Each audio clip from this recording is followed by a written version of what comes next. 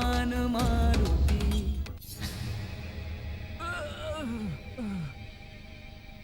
যদি তুমি আমার প্রতি নিষ্ঠাবান হতে তাহলে তোমাকে এমন কষ্ট পেতে হতো না, কিন্তু তোমার আমার থেকে, তোমার দাদার থেকে অধিক ওই মর্কট প্রিয়। আমার আশ্চর্য লাগে সুগ্রীব যে তুমি আমার এই মহান বালির ভাই হয়ে এত ভীরু, এত আবেগপ্রবণ। তুমি শক্তির প্রতি তোমার কোনো আকর্ষণই নেই। আমায় দেখো, সম্পূর্ণ শক্তির ভান্ডার আমি, আর তুমি ছি, অন্যের ভালোবাসার প্রতি আশ্রিত তুমি। আমি আপনজনদের ভালোবাসা পেয়ে নিজেকে ধন্য মনে করি দাদা। আমি জীবনে এর থেকে বেশি আর কিছু চাই না। আমি আপনার কাছেও আমার জন্যে ভালোবাসার আকাঙ্ক্ষাই করি দাদা। কি ভালোবাসা? এ শব্দ আমার জন্য অর্থহীন। আর হ্যাঁ, যদি তুমি তোমার মিত্রকে এতই স্নেহ করো, এই প্রসাদ রক্ষা করে তোমার মিত্রের প্রাণ বাঁচাও। দেবী মায়ের প্রসাদই আমার পুত্রের জীবন ফেরাতে পারে। যদি আমি সেটা না পাইতাম তাহলে আমি কি করব?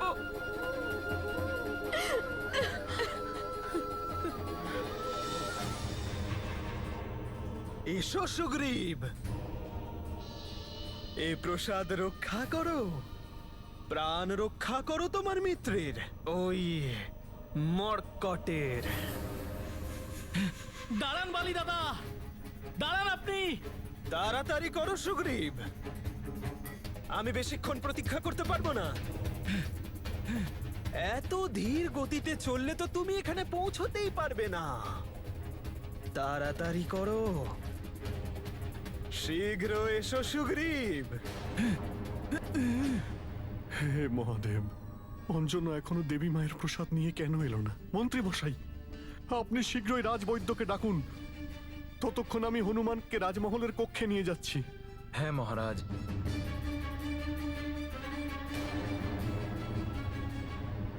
মা, সেই প্রসাদ কোথায়?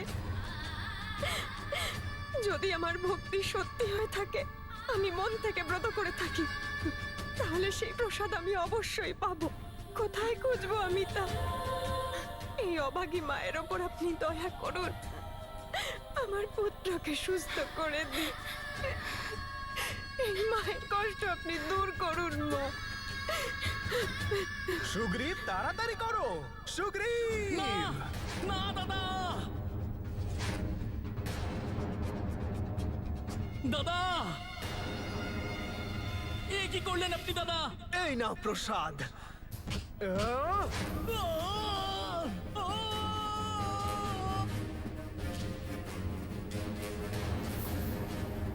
এইবার তুমি কি করে রক্ষা করবে প্রসাদ সুগ্রীব?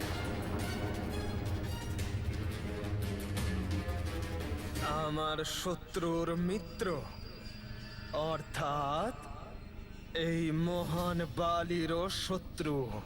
এইবার হবে দুজনেরই মৃত্যু।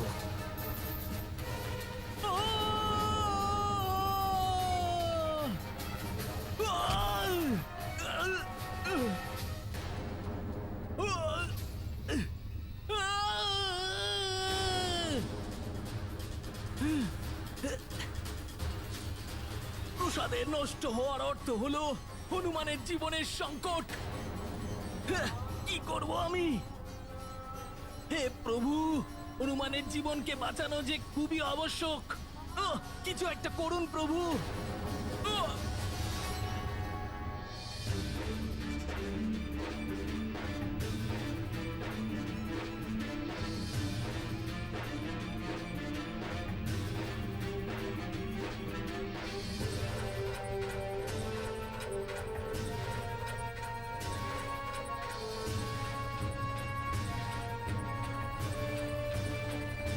স্বামী, কি হয়েছে অঞ্জনা? স্বামী, আমার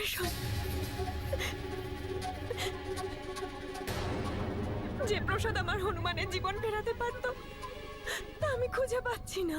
এটা কি বলছো তুমি? এটা কি করে হতে পারে? প্রসাদ কি করে রাজমহল থেকে হারিয়ে যেতে পারে? আমি সব জায়গায় খুঁজেছি, কোথাও পাচ্ছি না। ওটা ছাড়া আমার জীবিত পুত্রিকা ব্রত সম্পূর্ণ হবে না। আশ্চর্য!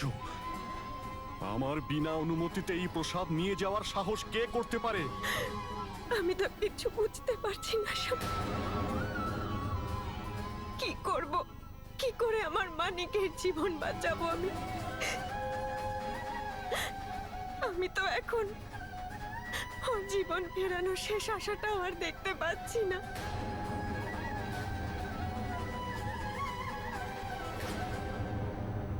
হে প্রভু, আপনি চাইলে সবকিছুই করতে পারেন। হনুমানের উপর যে সংকট দেখা দিয়েছে তাকে দূর করুন প্রভু। এই প্রসাদটাকে নষ্ট হওয়ার হাত থেকে বাঁচান প্রভু। হঠাৎ করে এত বায়ু কি করে চলতে শুরু করলো?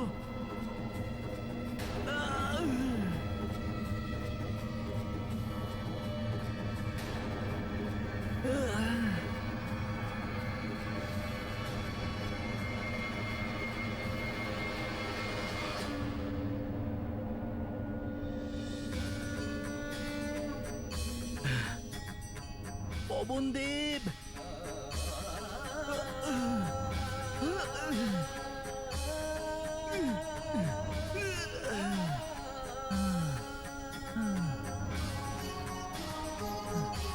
প্রণাম পবনদেব।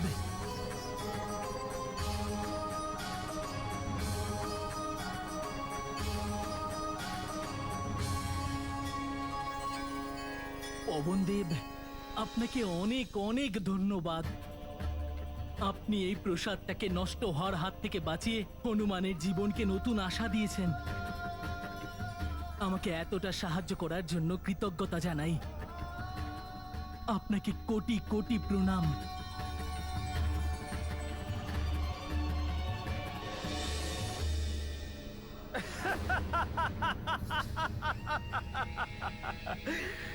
এতক্ষণে তো ওই মরকট মরে গেছে। হনুমান, এই মহান বালি তোকে পরাস্ত করেছে।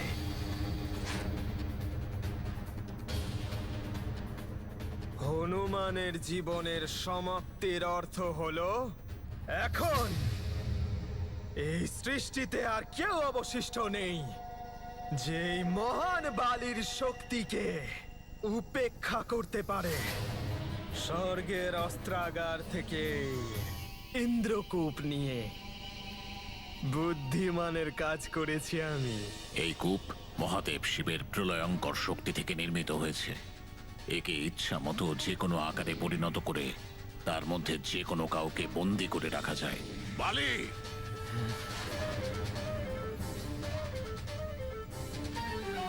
ইন্দ্রকূপকে বিনা অনুমতিতে এনে তুমি খুব বড় অপরাধ করেছো। তার থেকেও বড় অপরাধ করেছো এর অপপ্রয়োগ ঘটিয়ে।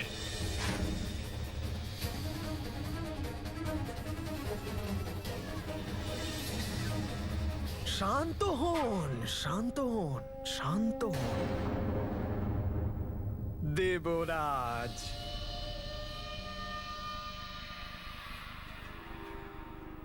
এত ক্রুদ্ধ নিজেরই অংশের প্রতি? বালি, তুমি আমার অংশ বলেই তোমাকে ভালোবেসে স্বর্গের অস্ত্রাগারে নিয়ে গিয়েছিলাম, কিন্তু তুমি আমার ভালোবাসার অন্যায় সুযোগ নিয়ে সেখান থেকে ইন্দ্রকূপকে চুরি করেছো। ব্যাস,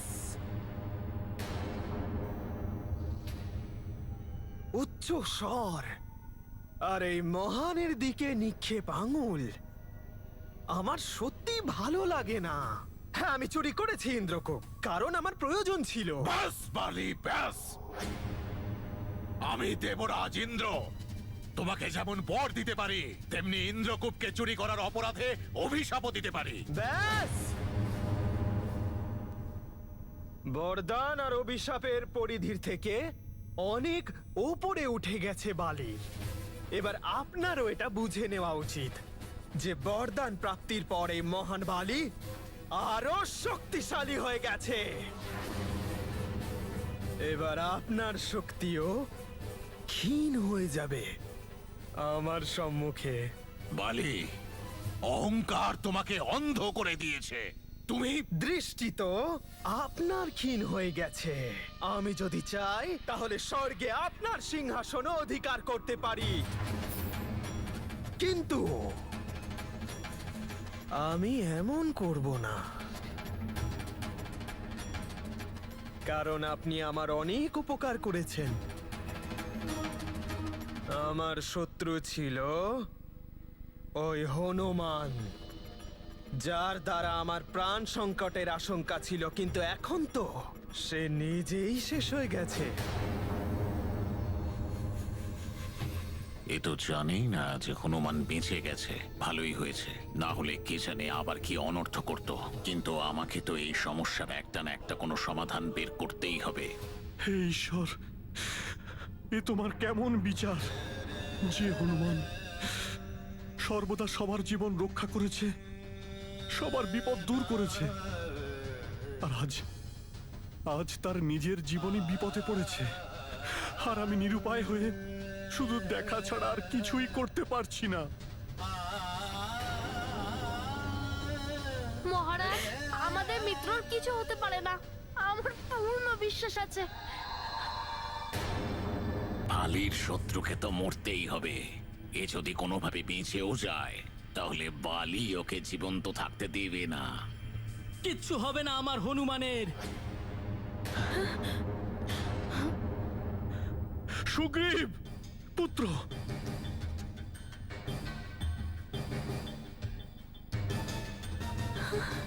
এই নিন মহারাজ, তাড়াতাড়ি করুন মহারাজ।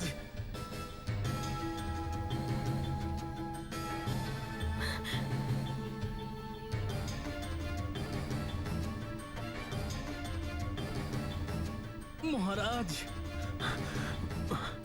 সুগ্রীব,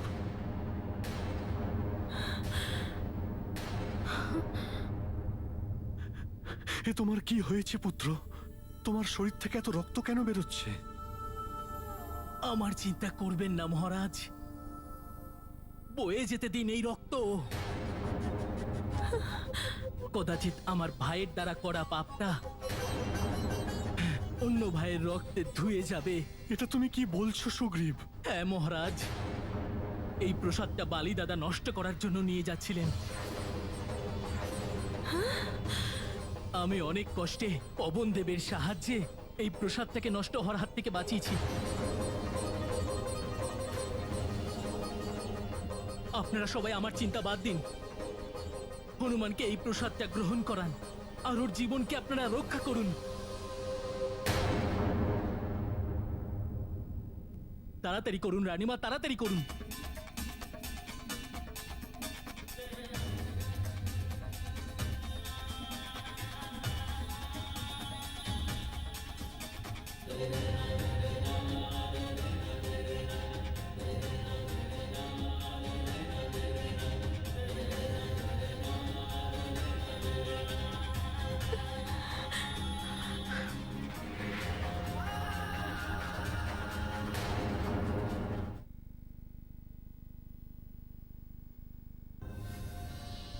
কি হলো দেবরাজ? যদি আপনি আমার সাথে যুদ্ধের কথা ভাবছেন তাহলে ভুলে যান, কারণ তাতে আপনারই ক্ষতি হবে।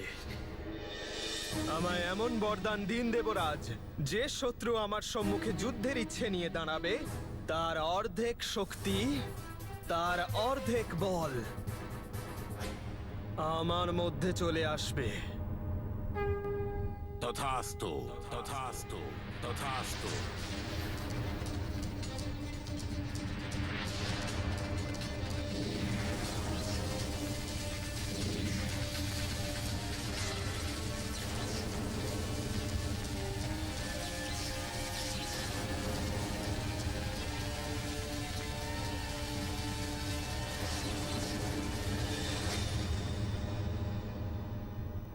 আপনাকে দেখে মনে হচ্ছে দেবরাজ যেন কিছু মনে পড়ে গেছে আপনার।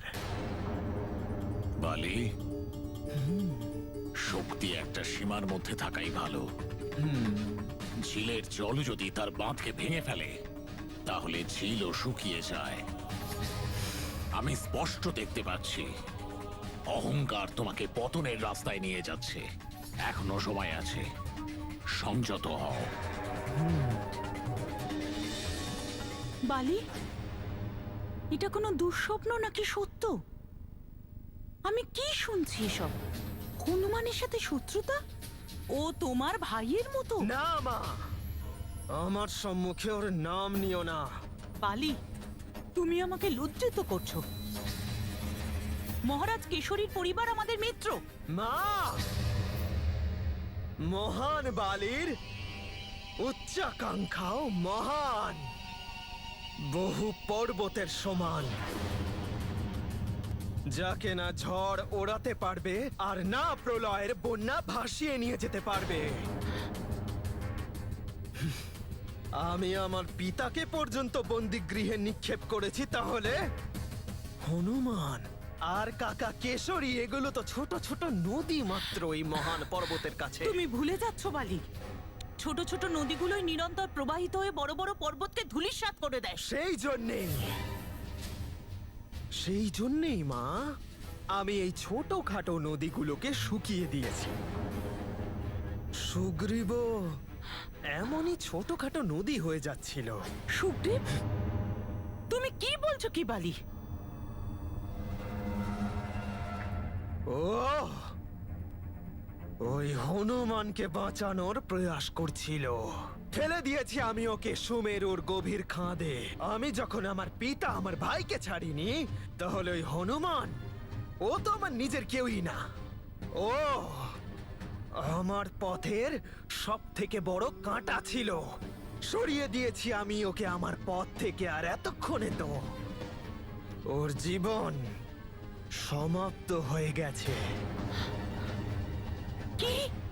তুমি সুগ্রীব আর হনুমান দুজন? হ্যাঁ, হতে পারে সুগ্রীব আহত হয়ে বেঁচে গেছে, কিন্তু মনে রেখো মা, তোমার আমার মতো মহানতম বালি আর আমার বিরোধিতা করা ওই ভীরু সুগ্রীব, দুজনের মধ্যে কাউকে বেছে নিতে হবে।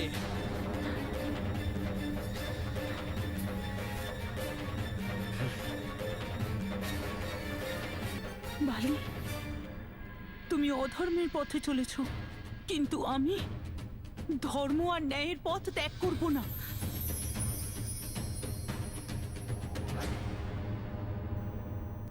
হে দেবী মা, আমার পুত্র আমার সাথে আপনার ব্রত পালন করেছে, ওর জীবন রক্ষা করো মা।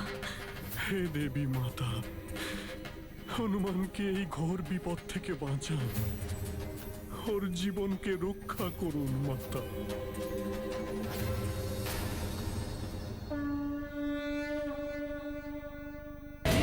রূপী মহারুদ্র বজ্র হনুমান মারুতি, বনারী অঞ্জনী সুত রামদূত প্রভঞ্জনা, মহাবলী প্রাণদাতা সকলং উঠবি বলেন, উপকারী দুঃখহারী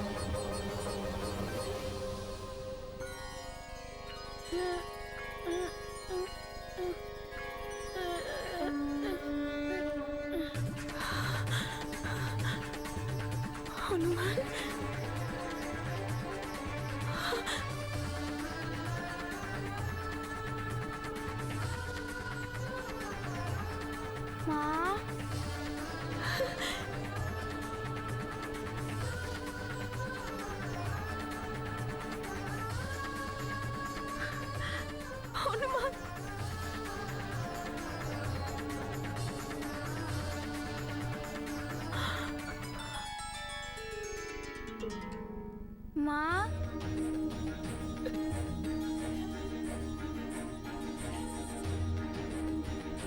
পিতাশ্রী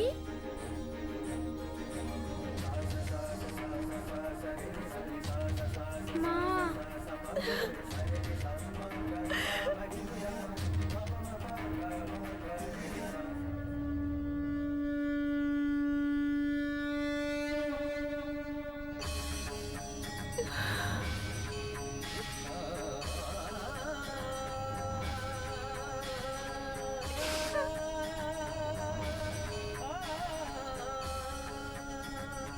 আমাকে দ্রুত গিয়ে মহারাজ বালিকে জানাতে হবে যে হনুমান সুগ্রীবের জন্য বেঁচে উঠেছে।